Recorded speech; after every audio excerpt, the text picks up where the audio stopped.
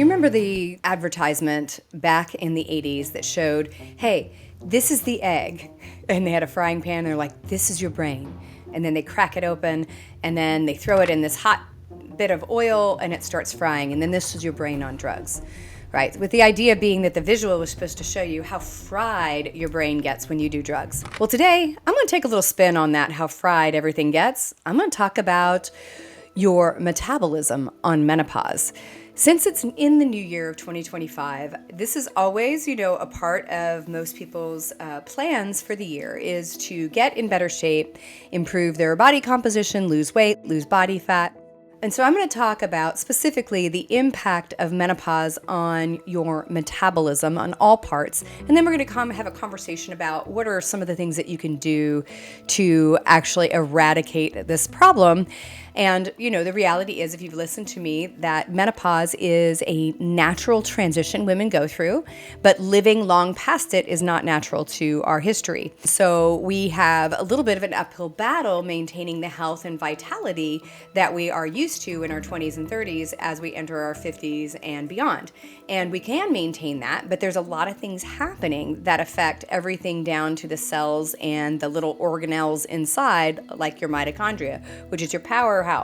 And menopause is a full body effect. So when you go into perimenopause, every part of your body is experiencing it. When you go into menopause, every tissue, every organ, every body part is experiencing it. And so it is different. And so we can't use the same tactics and techniques that we used when we were 20, when our hormones were totally balanced, to achieve the same experience in our 50s, right? So what is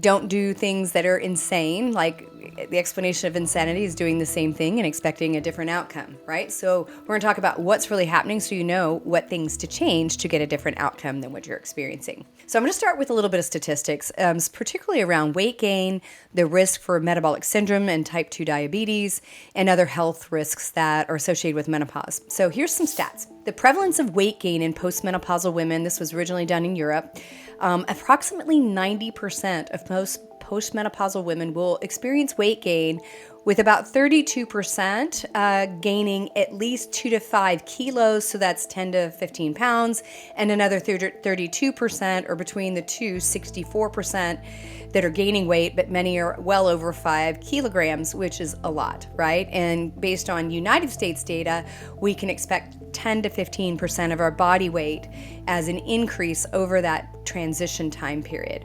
So, on average, we're gaining a lot over a 3-year period in that throes of the menopausal transition, although some people experience it earlier. And then, of course, what we're talking about today is going to explain why it's also harder to get it off and why you may be experiencing continued weight gain and fat gain in particular. What about body fat distribution? So almost every woman will tell you, what? When I was younger, I'd gain weight on maybe my hips and thighs and butt. But now we're getting it and we're shifting it from these peripheral hip and thigh areas to the abdomen. And we see this kind of redistribution of fat to the abdominal regions called central adiposity. And that has associated cardiovascular and diabetes risk. But there is a shift and your body starts depositing fat in a different location. So we tend to get a thicker waistline. Now, obesity, obviously that's a clinical term for being overweight, or obese is technically over a 29 BMI. But obesity is a risk, obviously, because we already know that you gain weight. And it also has associated risk with hypertension, which is one of the greatest risk factors for heart attack and stroke. And it's not something you feel, right? It's high blood pressure. So up to 50% of postmenopausal women develop obesity-related conditions, particularly hypertension, when associated with weight gain, especially if they're in that group that are gaining more than 5 kilos. So if you're on the higher side of that weight gain, your risk for hypertension is going to go up because it's weight related. Diabetes risk. So women carry a much greater risk for diabetes type 2. Postmenopausal women have an adjusted odds ratio of about 1.9 for developing type 2 diabetes compared to women that are pre-menopausal. This risk further is increased for women and women that are above a 24% BMI. So as we see someone get overweight or especially obese, we now see that odds ratio go to 3.25, which is an extraordinary risk. Right? So the more weight you gain, if your BMI, which is your height-weight ratio, gets above 25, we see a pretty significant jump to greater risks of type 2 diabetes and hypertension. So let me explain what the adjusted odds ratio is, because not everybody, spends time reading studies, and it's hard to know what that 1.9 really means.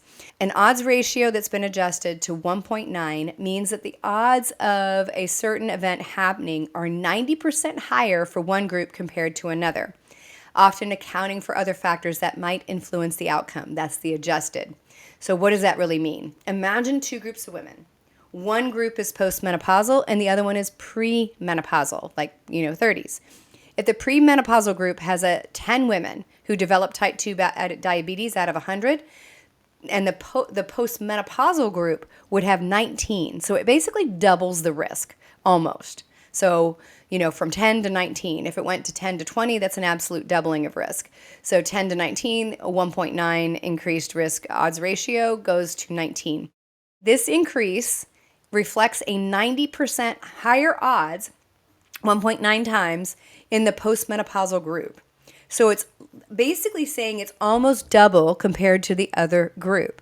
So how do you take that home? If you are a postmenopausal woman, you carry a doubling of risk compared to a woman who's in their 20s and 30s who is not postmenopausal. And this is also after adjusting for things like age, weight, height, or lifestyle.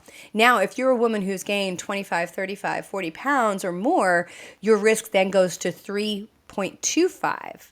Right? So that's, 300 times, right? So that's a massive tripling of your risk. So maintaining good metabolic health also reduces your risk of the two of the main drivers of poor health and early death, which is diabetes metabolic syndrome as a combination, and then the subsequent heart attack, stroke risk that anybody that has that carries. Now, let's go back to that central adiposity, the fat weight gain around the abdomen.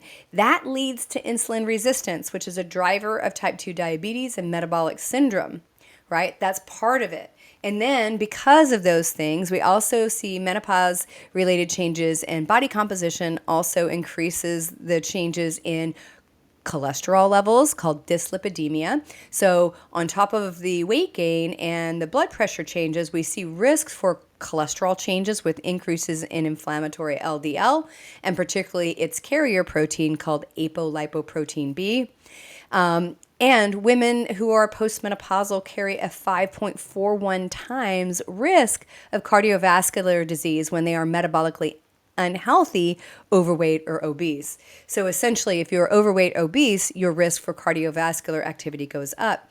Now, the reality is essentially about 1 in 2 and some change, but 1 in 2 women are going to die of some sort of vascular disease, heart attack or stroke, or have some sort of dementia-related vascular dementia in their life because of this risk. If we look at metabolic syndrome, which is the precursor to diabetes, postmenopausal women are more likely to develop it, mostly by that increased waist circumference, which is part of that constellation. Then we see the high triglycerides, low HDL, high LDL, hypertension, and even fasting glucose, which is the precursor to diabetes. And when those things start showing up, you know that you're on that road. And so our goal is to get that to change. Let's talk about what's really happening here, like what's really causing this.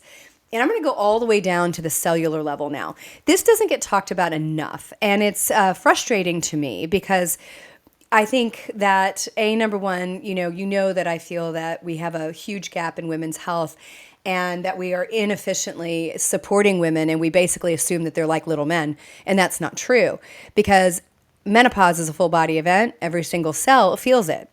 And so when we see the reduction in estrogen levels, what happens inside your cell? So inside your cell, you have all these little parts called organelles. One of your organelles is your powerhouse, your mitochondria.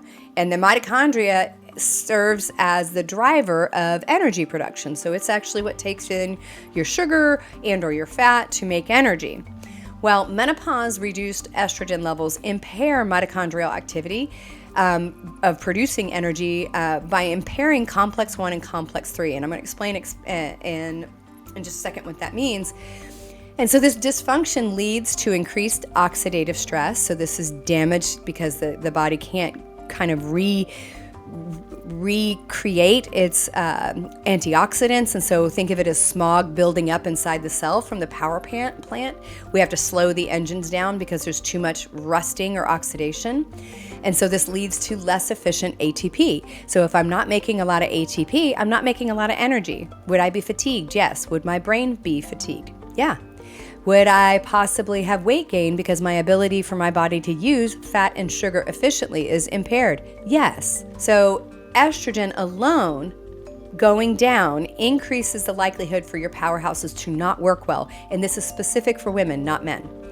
Now, what's interesting is estrogen therapy, replacing with bioidentical estrogen, can restore mitochondrial efficiency by improving how the mitochondria transfer electrons and reduce harmful free radicals. So essentially, it reverses both of those problems by increasing complex 1 and complex 3 activity, increasing your energy, which is your ATP production, and it reduces harmful free radicals. So it acts as an antioxidant inside the cell.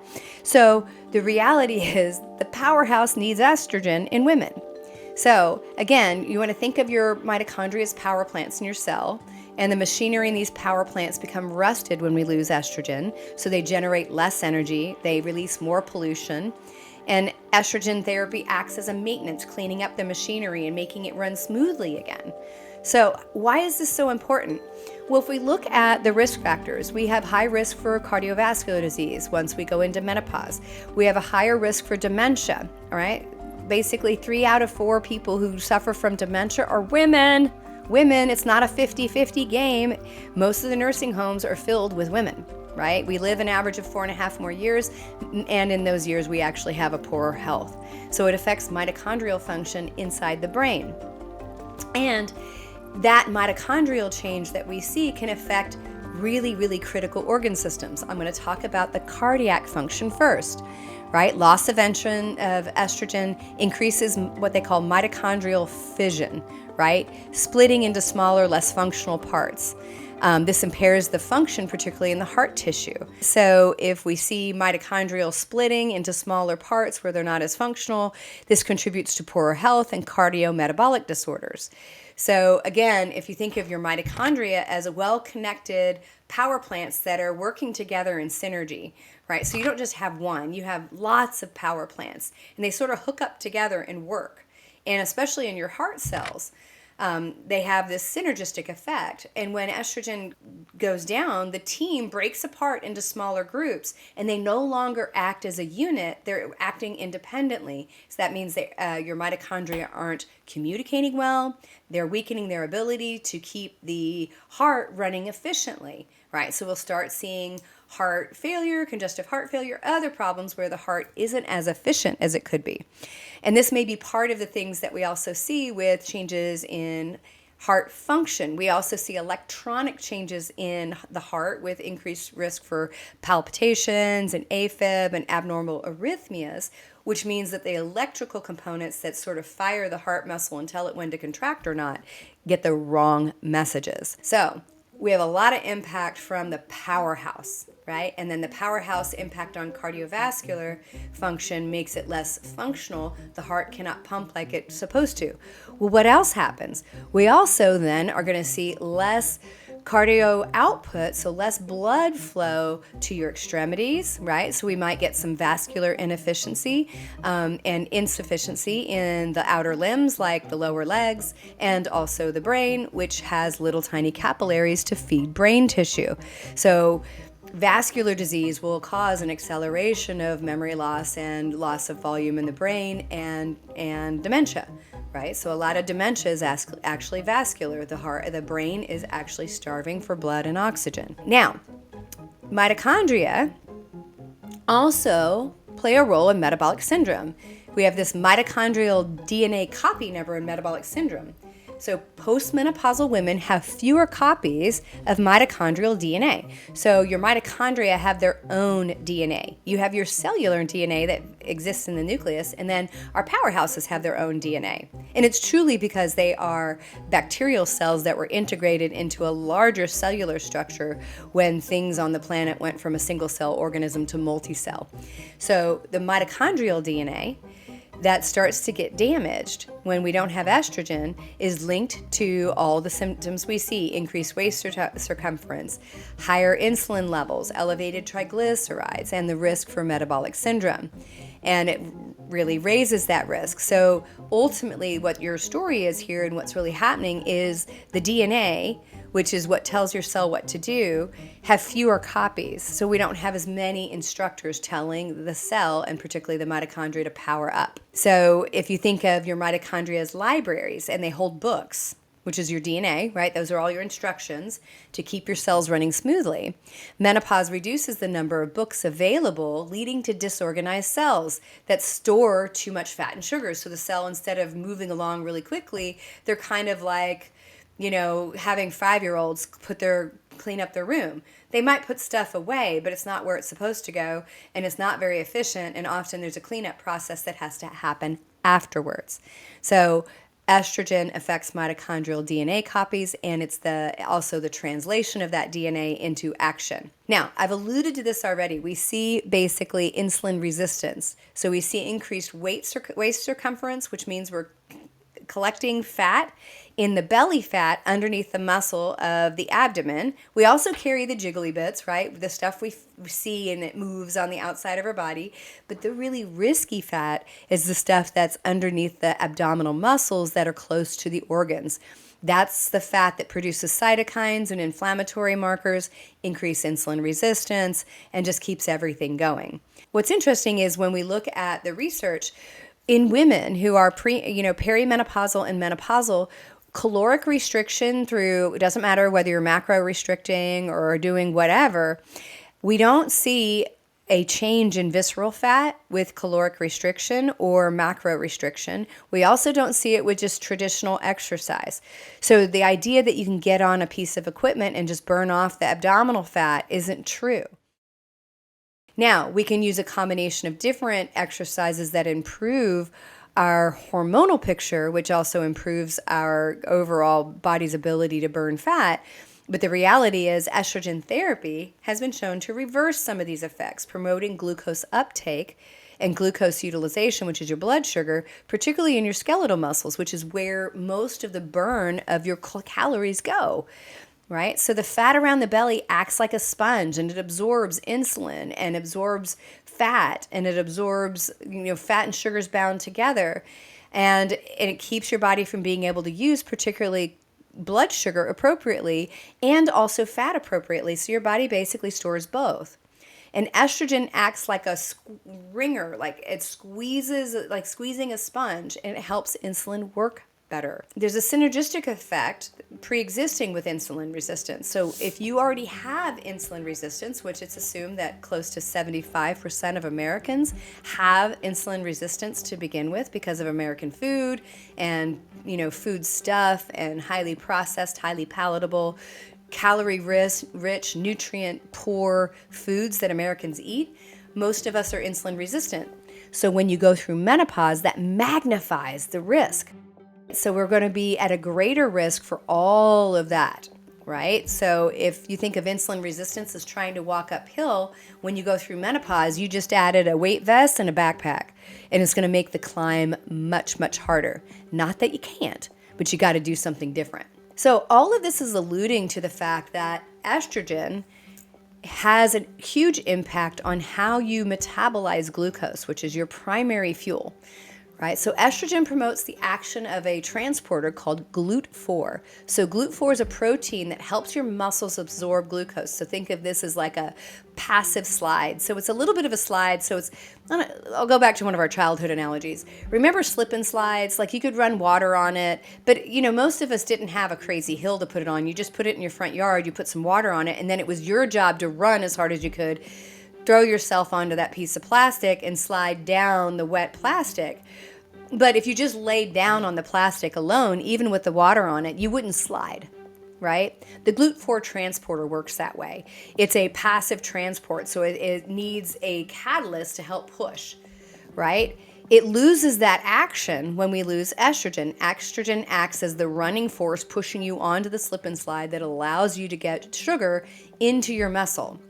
And so estrogen basically holds that open. So it is the catalyst that helps you hit that slip and slide and very quickly go into the cell. Well, when our cells, particularly our muscle cells, can't burn sugar, it traps the sugar in the blood. Blood sugar gets higher, we get more inflammatory because blood sugar sticks to proteins in your blood, and we get these things called glycation end products. Ages, right? And just like it sounded, it ages you. So we have protein that circulates in our blood, and when we have sugar that's circulating at a higher level than what the body expects, that sugar sticks to the proteins.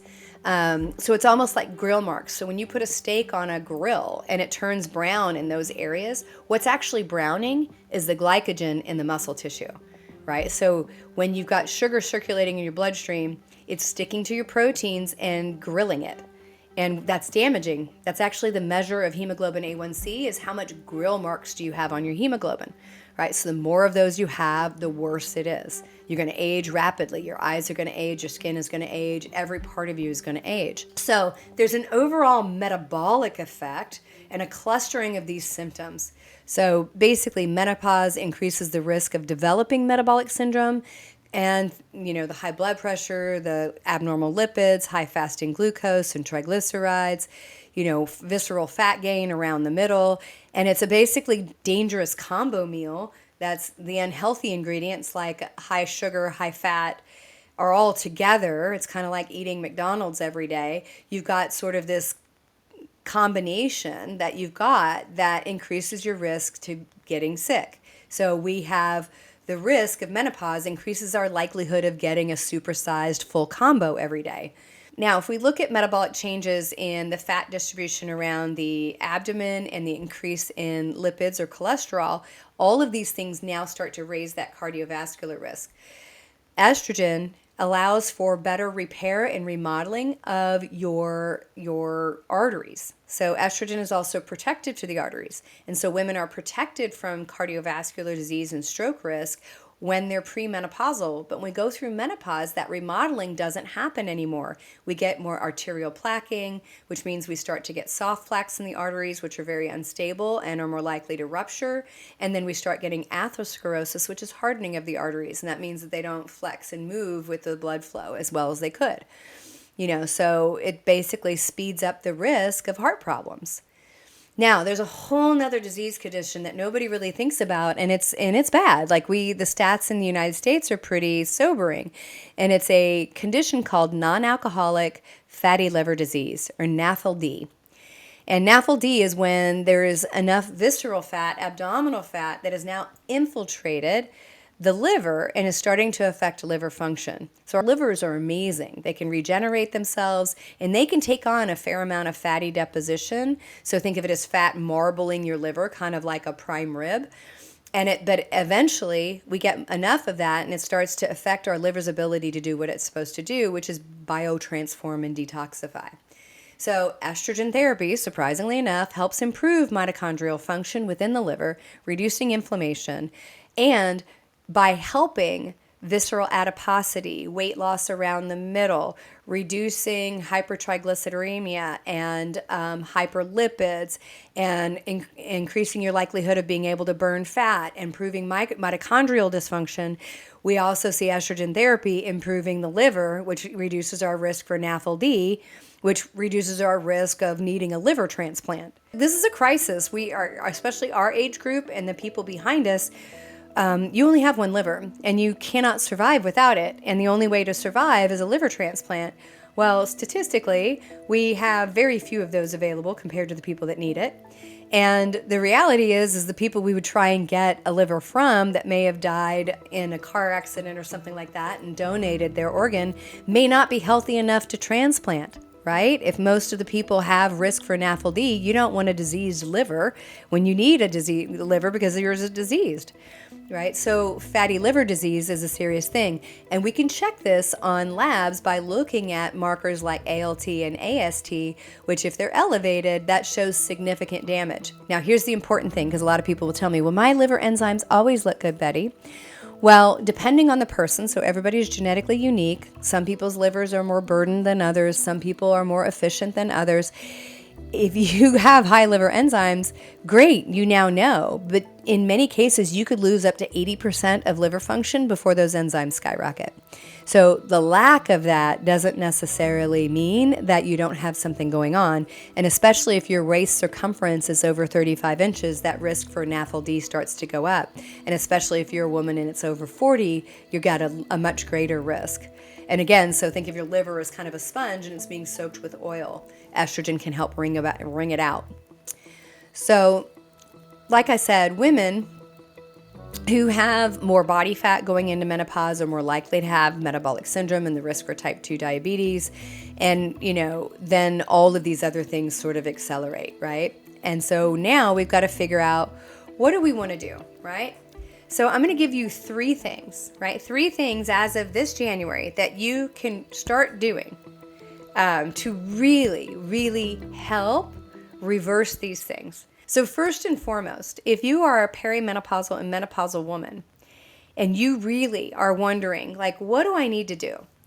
The resounding message here is your hormone depletion, your hormone, loss, deficiency, due to the aging effects of menopause and surviving long after that. Essentially, that's what's going on.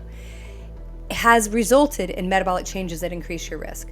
So I implore you, this is the time, if you're not on bioidentical hormone replacement, to consider a conversation with, could be our group at Minerva Telemedicine, or it could be other functional people, but you need to work with somebody that will have an educated, menopause method certified, legitimate conversation about menopause and your body, and look at labs and see what's going on with your body and help you make the decision on whether bioidentical hormones are for you or not. Because every woman deserves it. Not every woman needs it, but every woman deserves it. And the vast majority of women would be better off with bioidentical hormone replacement therapy, replacing progesterone, estrogen, and testosterone. And you deserve the right to have that, because at the very minimum, it's going to take your body back to a very low level, but a physiological level that helps turn these problems back on, helps reverse the action of the mitochondrial dysfunction, the tissue dysfunction, the insulin dysfunction, the fat dysfunction, and helps put your body back into a metabolically sound position. So the next 2 things that you can do that I'm going to talk about actually work, because without hormones, you are Sisyphus pushing the boulder up the hill. It's not that you can't do it, but you are going to work harder than somebody who has. And again, you got to understand that when you do bioidentical hormone replacement therapy in a perimenopausal and menopausal woman, I'm speaking as a researcher. I don't prescribe. I have people that work with me that prescribe. But the reality is we're putting in to about 10 to 12% of what you made of estrogen at any given time. This is not high doses. And anybody that tells you that is fundamentally misinformed and actually doesn't know anything about bioidentical hormone replacement, and you should look for other people.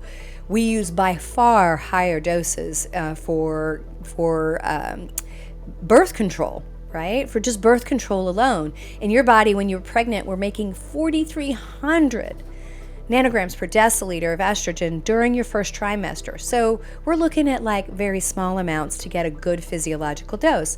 And it also improves all those pesky symptoms of menopause and reduces your risk of all-cause mortality. Right? So the first and foremost is this is the year that if you haven't looked at bioidentical hormone therapy, I recommend that you start looking at it. And if you've listened to my podcast at all, you know the research is overwhelmingly positive that hormone replacement therapy is good for you, right? Good for you. There are always outliers in any condition where some people it may not be the best fit.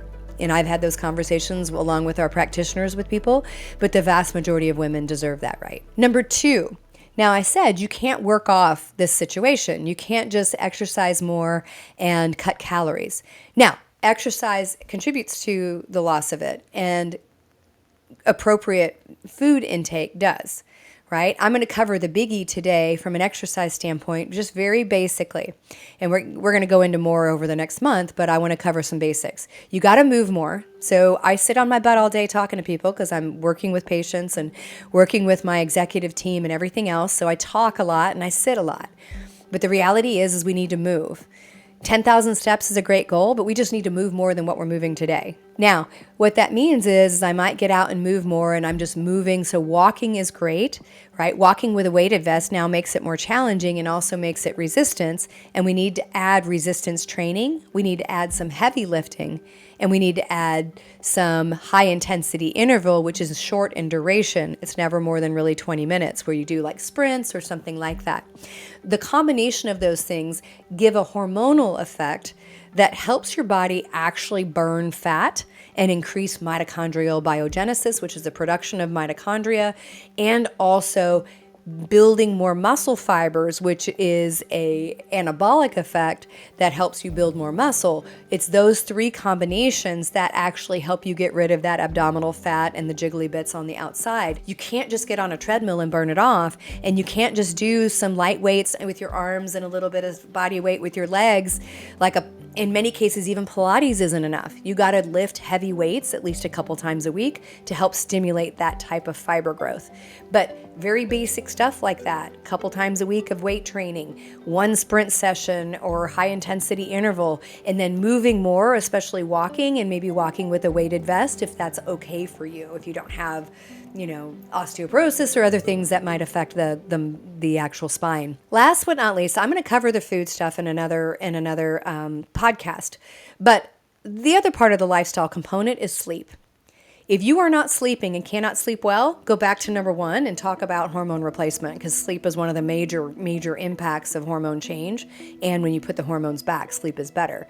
But you got to get 7 to 8 hours. They have to be quality and uninterrupted. The lack of sleep will increase your risk of metabolic syndrome and all those other things alone. And if you add menopause on top of it, it's a double whammy.